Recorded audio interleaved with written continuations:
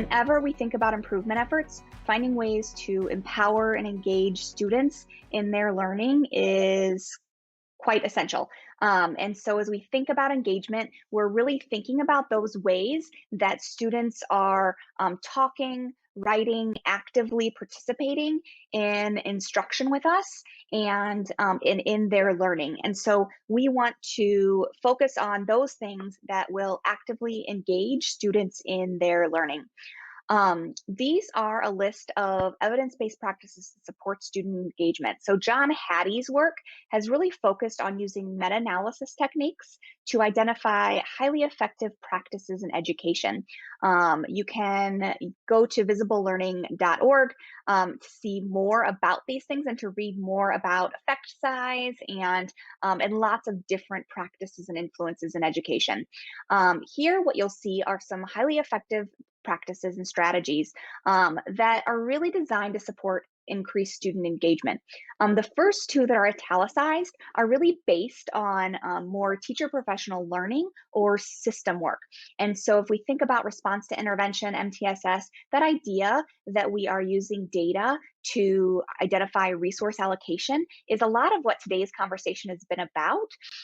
And it's highly effective in schools. And so having a system that supports teachers to collect and use universal screening data, having a system that supports resource allocation toward having potentially instructional coaches, for instance, that are that focus their strategies and their efforts toward grade levels or practices and outcomes that we know we need to get based on our data is essential. Micro-teaching or video review of lessons is another strategy that's really effective. And this gets at teachers' own self-reflection and using videos of their lessons to reflect on and improve their own teaching strategies. And so those are some things from a professional development and system perspective, we can really create infrastructure and support to educators to be able to implement things that support higher student engagement and evidence-based practices at Tier 1.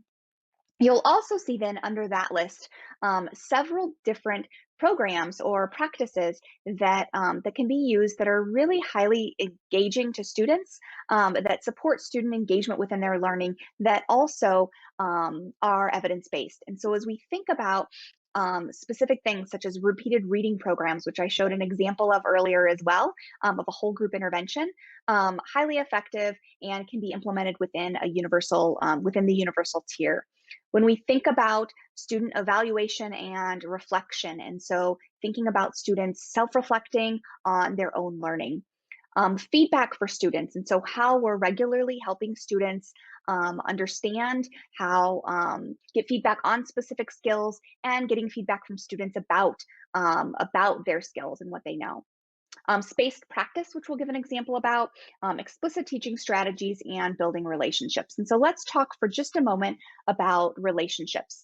This year, this feels especially pertinent to bring up, although it's always important and something to talk about. So we know how important it is to have time and the ability to connect with students. When we think about specific ways, both in a traditional school building as well as in a remote or virtual setting, that we can engage with students and build relationships with them, it's incredibly important to be extremely intentional in this work. I like some specific strategies in particular, and I'm guessing that others have ideas of strategies that you can include in the chat that people might like to hear as well, or explore as well, related to connecting with students and building relationships with them. One of my favorites is the 2x10. This involves choosing a student who you need to connect with. And so as I say that, I generally, when we're talking with teachers, I choose students based upon students who I know may not have as many close relationships with other adults in the building, or students that I just haven't connected with yet. They're not the student right now they're not my favorite student yet, right?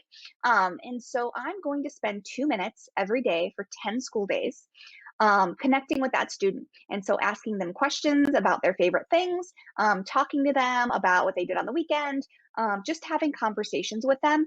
And that 2 minutes for 10 days really allows us to give us time to build relationships. And it's an intentional way to build a relationship with a student. So that's the 2x10. In many settings now, as we think about how students might be in hybrid settings or fully remote settings, or getting to kind of get to know school this year in a different way, having very regular and predictable communication with their educators and teachers, people who are supporting them, is really important. Making sure that students' voices are in every room, whether it be virtual or in a school building, right away and often, is super important. That we know what they need, that we're listening to what they need, and that we are able to show them that we care about them because we want to listen to them and we care about what they have to say. And then, no matter where we are, making sure that we're greeting each student by name when we see them, and really working to connect closely with them. And we have lots of opportunities as we think about these evidence-based strategies to really think about ways to implement these in a remote learning setting. And so as I think about some of these, when we think about explicit teaching strategies, using participant feedback. And so here we could ask people to, give me a thumbs up or thumbs down if you've learned one thing that you can try in your class related to Tier 1 this year. You can have students use their fingers when they're in a remote setting, right? So fist to 5, show me something, right? You can have whiteboards that students can write on and show. Have various structures of breakout rooms within Zoom to have students in pairs or triads, all the way up to kind of assigned groups that you've put together. We can have students self-reflect on their use of our behavioral expectations. So if we had those being respectful expectations of using the chat, and tell me when you're going to step away for a moment, if you need a break, and at the end of sessions or the end of a day, we have students, let's self-reflect on how we did with these behavioral expectations today. And we give an opportunity to really think about how we as students, as teachers, kind of have worked together as we go through the day. We can have students compare their work to a rubric, right? When we think about spaced practice in a virtual setting, we could be thinking about brief practice sessions that we schedule. We could have several different options for practice sessions, and opportunities for students to jump in and either get additional help with something, or have just some time to do some paired practice with peers, or do some work together. And maybe we have some optional or some choice sessions that students can bump into to do that. And then when we think about motivation, we can also find lots of ways to do that, both remotely, obviously, and in the classroom. Maybe for remote, maybe there's a meeting code that I'm going to send to students to come into a trivia session that we're going to play, and they get the meeting code sent to them when they complete a specific assignment, right?